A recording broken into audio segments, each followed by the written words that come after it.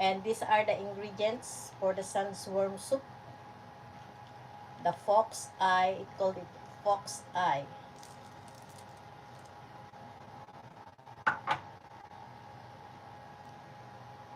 The lotus seed, lily bulb already soaked in the water, dried longan, the Chinese yam, and I don't know what to call this.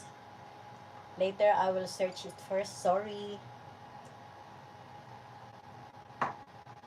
But if you go to the Chinese shop, those who are selling these dried goods, you can find this in